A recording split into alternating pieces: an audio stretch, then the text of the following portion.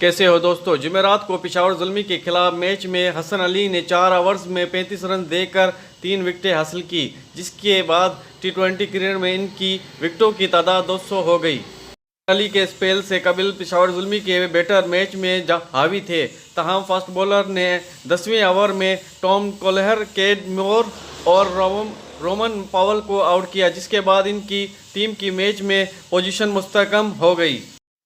جب حسن علی نے وکٹیں لینا شروع کی تو اسلام آباد یونائیٹڈ کے فین بہت زیادہ خوش نظر آئے اور بابر اعظم پریشانی کا سامنا کرتے ہوئے نظر آئے۔ فیلڈنگ میں بھی انہوں نے پریشانی دیکھی اور آؤٹ ہونے کے بعد باؤنڈری پر بھی لات مارنا شروع کر دی اور پریشانی نظر آتی رہی۔ جب فاطمہ مسرور نے 2017 میں کھیلے گئے چیمپئن ٹرافی میں حسن علی کے کیریئر کی بہترین فارم کی یاد تازہ کرتے ہوئے کہا کہ جب آپ کو وکٹ کی ضرورت ہو تو حسن علی کو شامل کر لینا۔ تازہ اپڈیٹ ہے دوستو آج کی، اور 15ویں اوور میں اسلام آباد یونائیٹڈ نے میچ اپنے نام کر لیا۔ تازہ اپڈیٹ ہے دوستو آج کی، ویڈیو اچھی لگے لائک کریں، شیئر کریں، چینل کو ضرور سبسکرائب کر دیں۔